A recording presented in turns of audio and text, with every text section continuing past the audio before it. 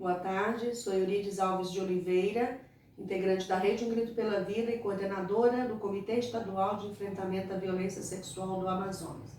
Minha saudação carinhosa a todas e todos que nos acompanham neste momento, gestores, professores, pais, alunos e demais pessoas. Desejo que essa mensagem e informação que repassamos a vocês neste tempo de pandemia, em que nos encontramos em casa em isolamento social, cuidando-nos mutuamente um do outro, da outra, contra o coronavírus, este inimigo invisível que tem tão tristemente ceifado muitas vidas em nosso planeta, em nosso país, em nosso estado, em nosso município. Situação que nos obriga a criar novas formas de comunicação, dentre elas as mídias sociais. Quero parabenizar os professores, as professoras que de forma incansável têm buscado meios para chegar até os alunos com as aulas online de forma criativa e responsável. Agradeço também a gerência da SEDUC por nos ceder esse espaço hoje para mais uma vez falarmos com vocês sobre o 18 de maio, dia de combate ao abuso e à exploração sexual de criança e adolescente. Campanha que neste ano completa a sua 20ª edição. Sabemos que a luta contra a violência sexual de criança e adolescente é todos os dias. Então por que o 18 de maio? Vou contar para vocês uma triste história. No dia 18 de maio, na cidade de Vitória, no Espírito Santo, uma menina de apenas 8 anos, chamada Araceli, foi brutalmente assassinada, estuprada, queimada e jogado seu corpo num terreno baldio. Corpo este que foi encontrado apenas 6 dias depois. Um crime bárbaro, feito por um grupo de jovens da elite dominante do estado do Espírito Santo, na cidade de Vitória. Este fato chocou o país. Chocou particularmente a população do estado, mas toda a nação brasileira, e despertou a Rede de Proteção da Infância para uma grande mobilização, exigindo dos governos locais, nos âmbitos municipais, estaduais e também federal, ações mais efetivas no cuidado e proteção com as crianças e adolescentes. Depois de muita luta, no ano 2000, no dia 18 de maio, se conseguiu a instituição da Lei 9.979, que garantia que o dia 18 de maio fosse o dia de enfrentamento à violência sexual contra criança e adolescente, em homenagem às muitas Aracelis que de lá para cá tiveram e continuam tendo seus corpos, sua vida, seus sonhos ceifados pela violência sexual, que infelizmente até hoje continua em ascendência em nossos territórios.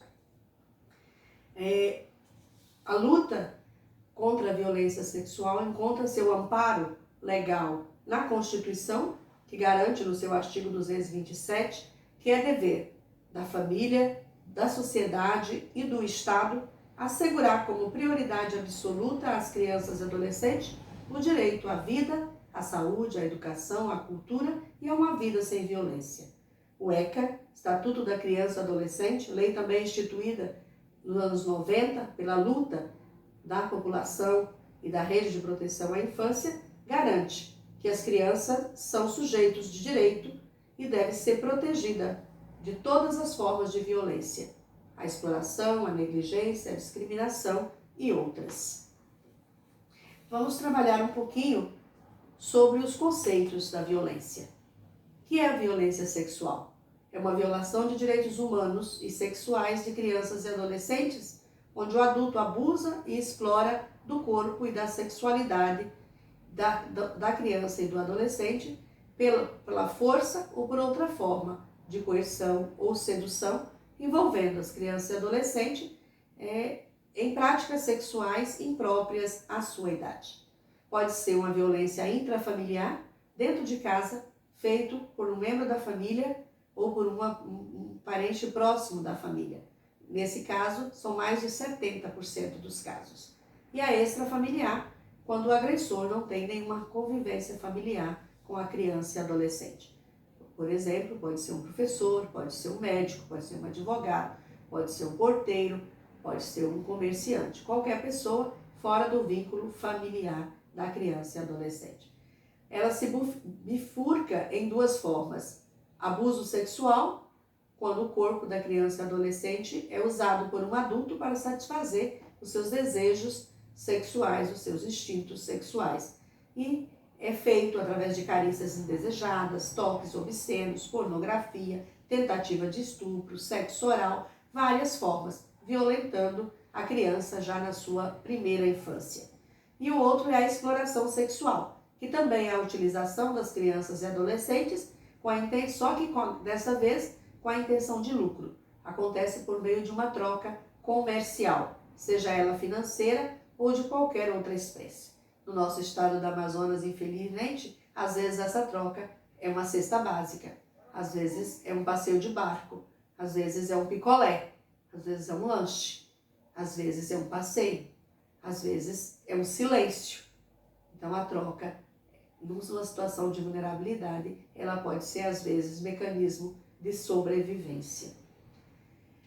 O abuso e a exploração sexual, infelizmente, é uma prática recorrente no nosso estado.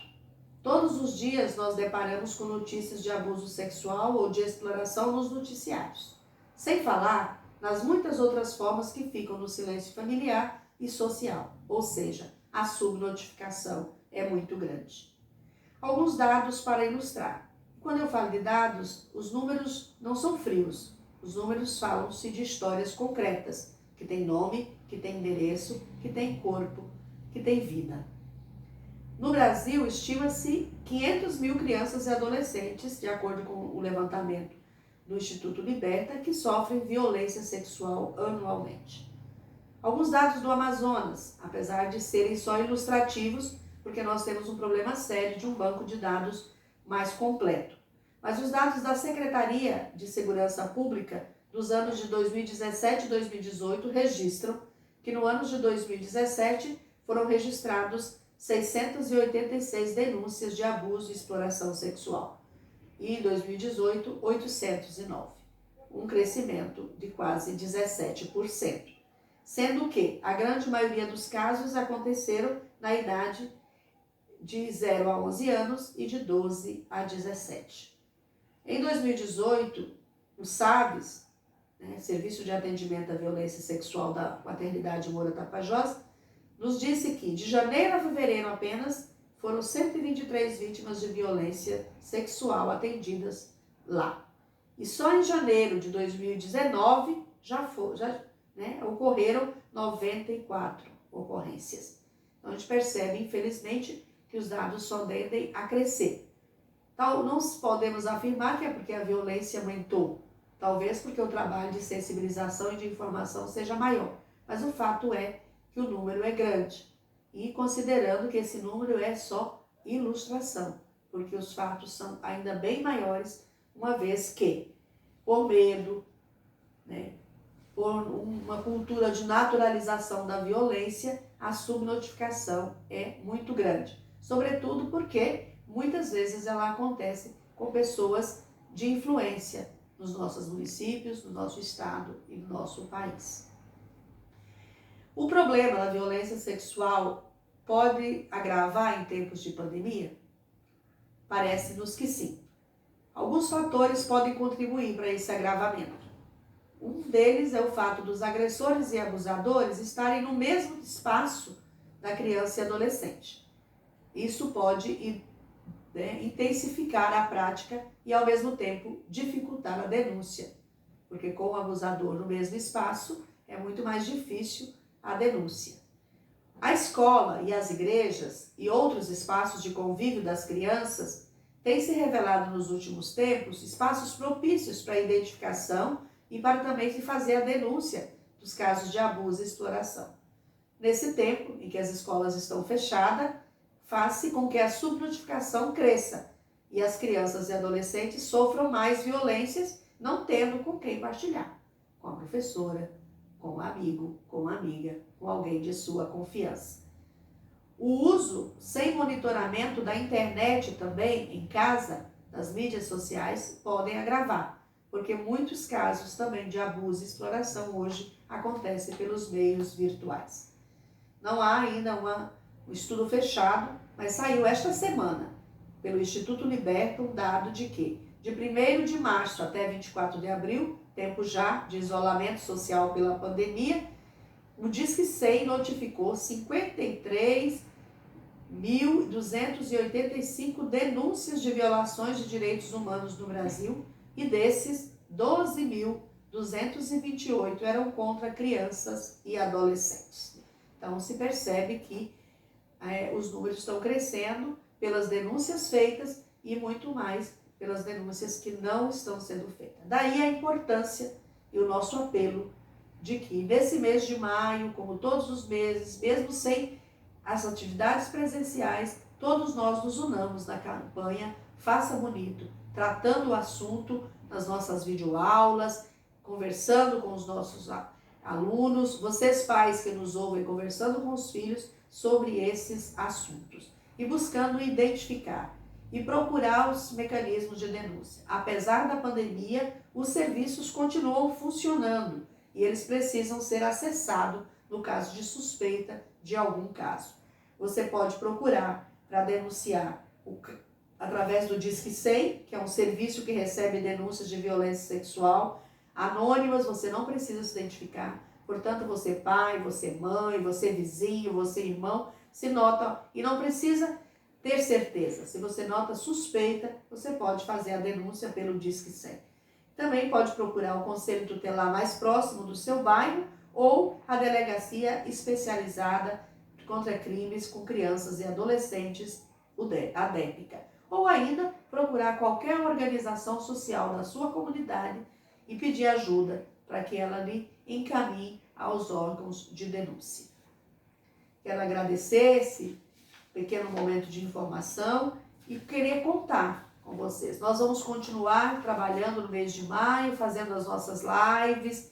Temos muito material, queria disponibilizar. Tem o folder informativo no site do façabonito.com, www.façabonito.com. Tem uma série de materiais disponíveis que vocês, professores, podem usar, que vocês, pais também, aqueles que têm acesso à internet, podem acessar. E vamos fazer um grande mutirão, fazendo bonito, protegendo as nossas crianças. Unam-se conosco nessa luta. Procurem nesse mês de maio incluir nas suas aulas, nos seus programas pedagógicos, essa temática. E você, pai e mãe, que agora é também o educador por excelência, converse com seus filhos sobre o abuso. Diga para não guardar segredo. Qualquer suspeita que ele conte para quem ele tem maior confiança na família, na comunidade. Obrigada.